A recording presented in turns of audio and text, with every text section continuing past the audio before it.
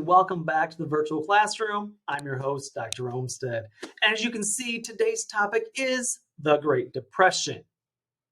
Not to sound overly excited or anything, but yeah, it's pretty bad actually. So as always, before we begin, take a moment, hit pause on this video, jot down the lecture outline to your right, and pay particular attention to those key terms at your left. Make sure you can identify the who, what, where, when, why, be able to connect them to each other and their larger historical significance. You got it? Let's get started. Now, when we left off, we were talking a lot about the 1920s. And one of the things that we talked about, of course, was Warren G. Harding. We haven't spent a lot of time with him, but we've referenced this slide before, which is that he campaigned after World War I, calling for a return to normalcy, meaning a return to those good times, rather than that preceding period of reform and high idealism known as the Progressive Era. He wanted to roll back the clock in American history to when times were better. That is, he wanted to restore America back to the Gilded Age when corporations, monopoly, and those so-called captains of industry, those capitalists, largely ran the country, when the government was weaker by design. Now, we've already discussed how this worked when it came to social and cultural issues, including technology issues. And so there was no turning back the literal clock. But where Hoover would be successful in his promise is when it comes to the economy. And so the first 2 years of his administration were plagued by corruption and scandal. But then Harding would suffer a massive heart attack in 1923, and his vice president, Calvin Coolidge, took over. And then he would be elected himself in 1924. Now that that's set up, both Harding and Coolidge are very pro-business.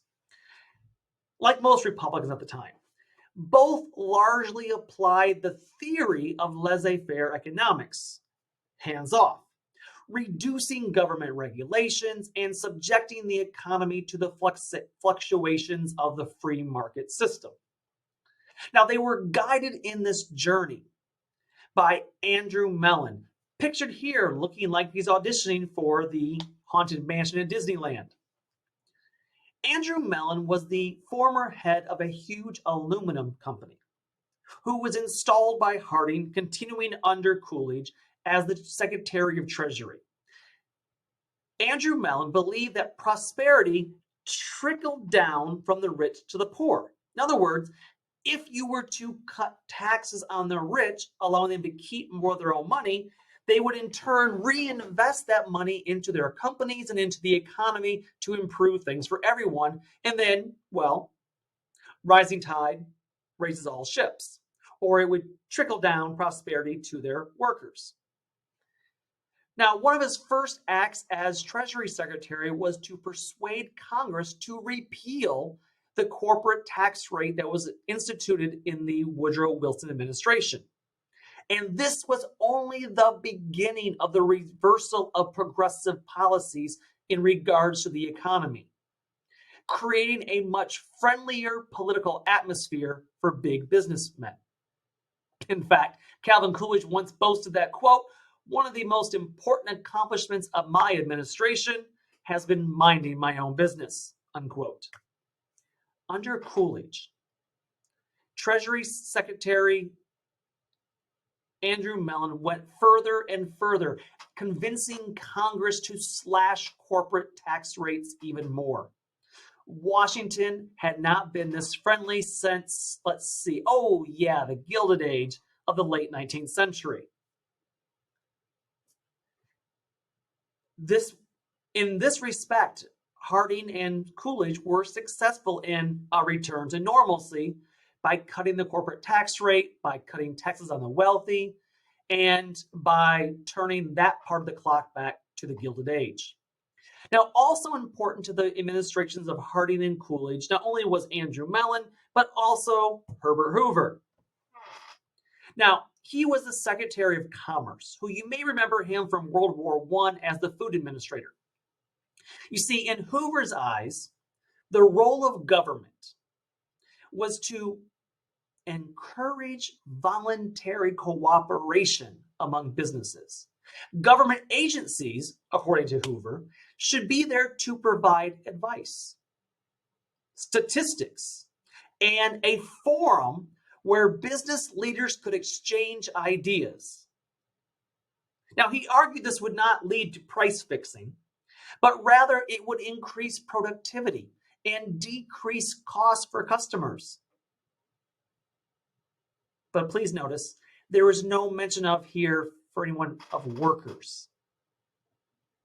Now, he did, however, try to address workers a bit by encouraging corporations to sponsor business unions, to improve working conditions, and to pay a decent wage.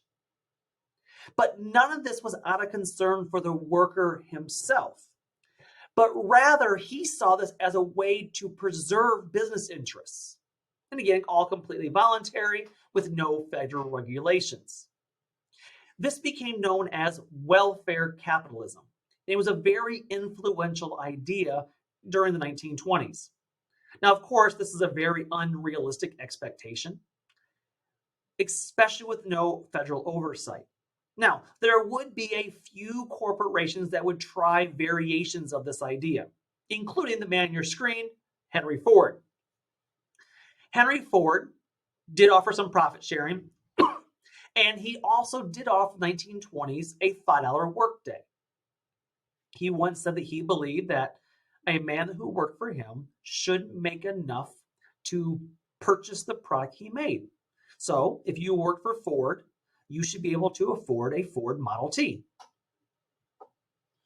And to his credit, Henry Ford did employ this idea of welfare capitalism.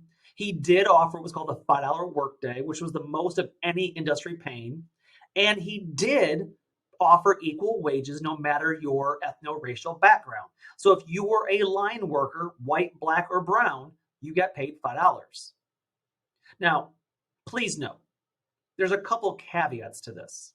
Number one, he would pay you your $5 workday if you lived cleanly and morally as defined by him. He even opened a special department known as the Ford Sociological Department that would even go into your home and interview you and your friends and family to see if you were living a moral life and or you were drinking, which of course prohibition in the era. In addition, while he did technically pay the same wages for any person's skin color, didn't matter, that didn't mean you were hired equally. Because most often what happened is while a line worker would be paid the same money no matter the skin color, most often black and brown skinned persons would be put into the menial jobs such as janitorial work or the hardest jobs that didn't necessarily mean equal pay across every job, just within a certain segment. Now, he did all this, again, not out of concern for the actual employee. He did this to encourage good workers. He did this to encourage longevity of workers, and most importantly, to stave off unionization. He wanted to prevent unions. And again, he thought if he did this, much like Hoover touted, this could be good for business. And in the short term, it does work. Long term, it can be considered a massive failure. But all these men, whether it's Ford or whether it's Hoover, Andrew Mellon, Calvin Coolidge, Warren G. Harding, no matter, they all believed in the same idea of small government without regulating businesses. As a result, the tax policies helped to concentrate more and more wealth into the hands of fewer and fewer individuals and corporations.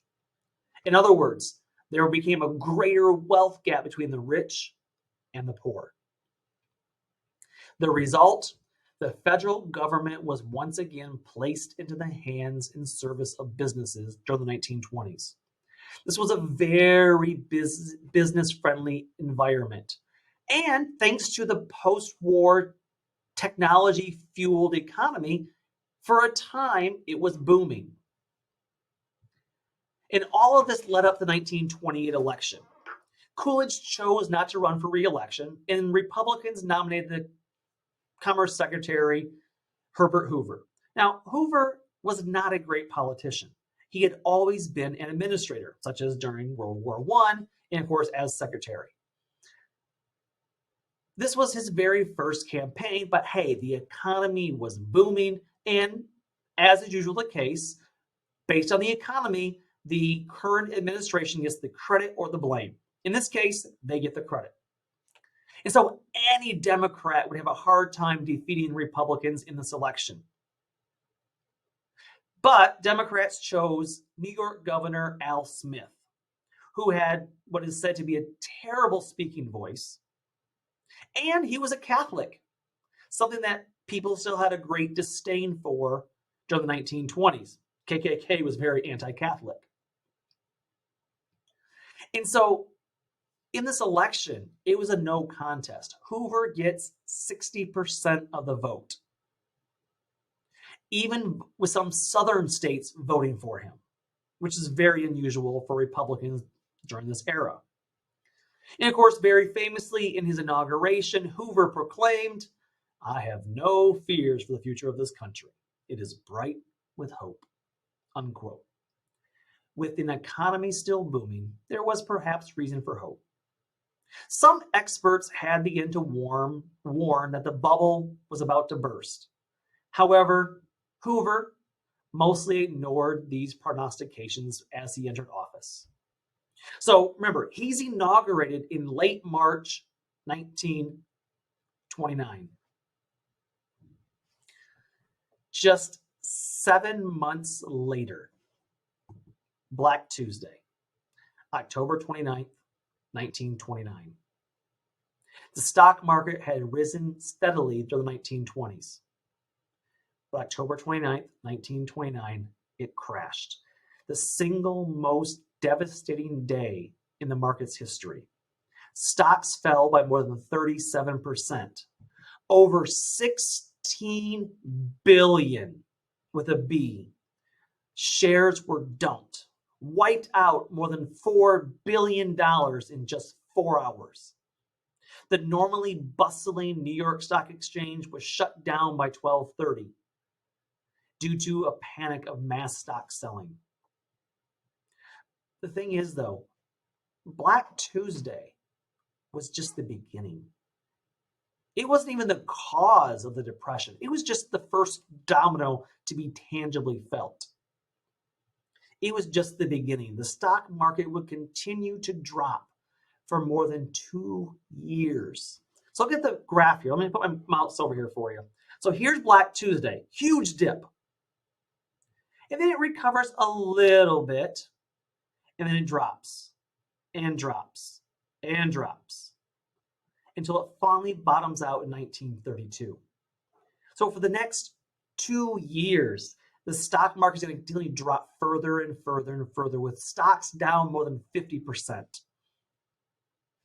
Now, there are a lot of causes to the depression, and some of them are quite complicated.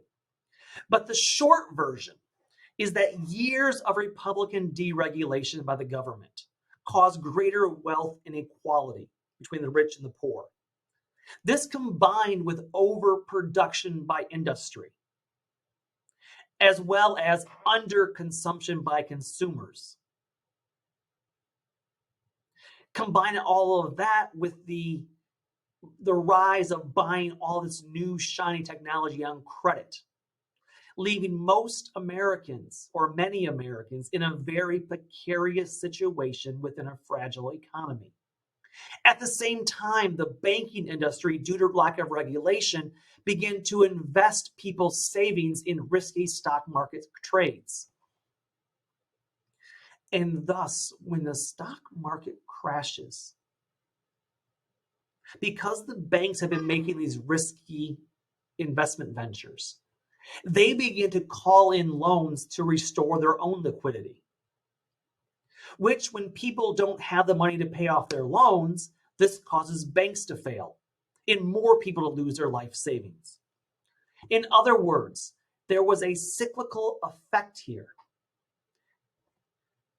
There was a cyclical effect on the economy, which was set off by the stock market crash and massive consumer borrowing. So what happens is the stock market crashes. The bank had been investing in the stock market. When the stock market crashes, the banks now are lost for money. They call in their loans from people who have, borrowed money. The people can't pay it off, and now the banks go out of business, in which case the people who had money in the bank now lose their life savings because the bank is now bankrupt. Yeah, it's a big circular problem that just keeps getting worse and worse with every rotation.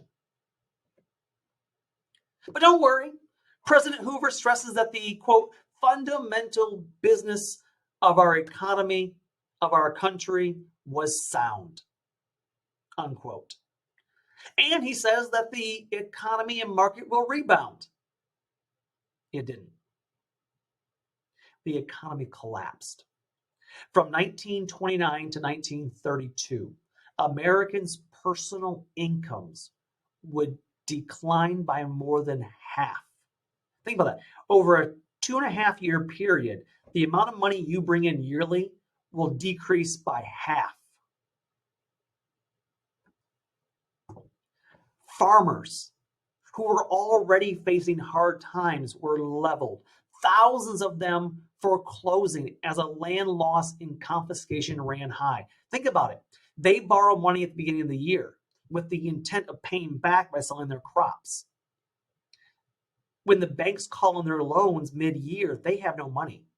The banks have to repossess their farm equipment or their farms itself. More than 9,000 banks shut down, as well as hundreds of factories and mines. Industrial production fell by 50%. Unemployment nationwide was at 25%. 1 in every 4 people, Americans, were unemployed.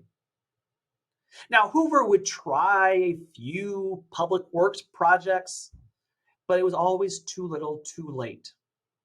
And in 1932, Herbert Hoover would provide his absolute worst response, the bonus army.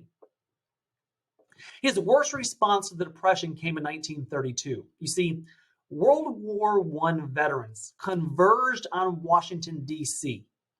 to protest Hoover's policies. So let me give some background here. Back in 1924, Congress had given World War I veterans a $1,000 bonus that would be in the form of a government bond, which would mature in 1945. So the way bonds work is you put a small money down now, and then the government insures it. And then over a 10 or 20-year period, in this case 20 years, the bond will mature to the full value of the bond. In this case, this is going to be $1,000 in 1945. And the bonus was sitting in banks gathering interest. And so a group calling itself the Bonus Expeditionary Force, aka the Bonus Army, set out from Portland, Oregon to march to Washington, D.C. across the country.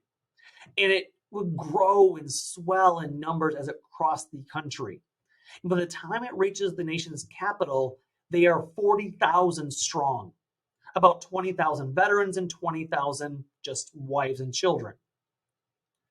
And again, the Bonus Army is one of those rare, seemingly rare moments of coalition between white, black, and brown, because many of them were of Mexican-American descent. When they get to Washington, D.C., they petition the government to give them their bonus money early. Hey, even if it's only $500 now, we need that money to live now and to feed our families now. What good does $500 more, in 1945 do us when we're going to be dead by then of starvation? And so the House of Representatives will agree to the demands of the veterans, pay them now. The Senate said no. Herbert Hoover refused to even meet with them, despite public support. And so the 40,000 bonus army members began to create these improvised camps that were dubbed Hoovervilles. And this was going on throughout the country, but these bonus army built the largest that was just outside the nation's capital, waiting and petitioning Congress to act. They refused to leave until they got their bonus. I mean, where else are they going to go? They have nothing back at home. It was terribly embarrassing for the Hoover administration. But instead of acting with compassion, he calls in the military. And in July 1932, Hoover orders the military to clean out and clear out the bonus army Hooverville encampment. Sending in future World War II heroes Douglas MacArthur and George Patton, they enter the camp setting tents ablaze and dispersing protesters with tear gas and tanks. More than 100 veterans are wounded and one infant dead. Sending in the current military to oust and disband former veterans. It's appalling. It hardened public opinion against Hoover. And the attack on the bonus army helped seal the fate of Hoover in the upcoming November election.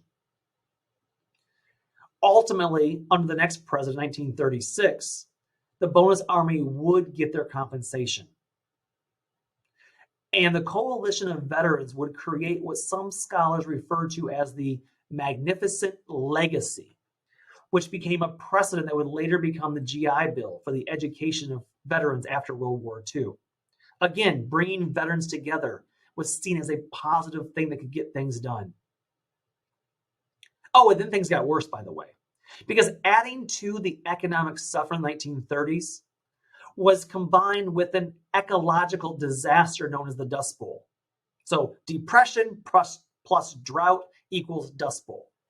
Each year between 1932 and 1939, an average of 50 dust storms destroyed more than 1,500 square miles, usually mostly between Oklahoma and Kansas. This area dubbed the Dust Bowl.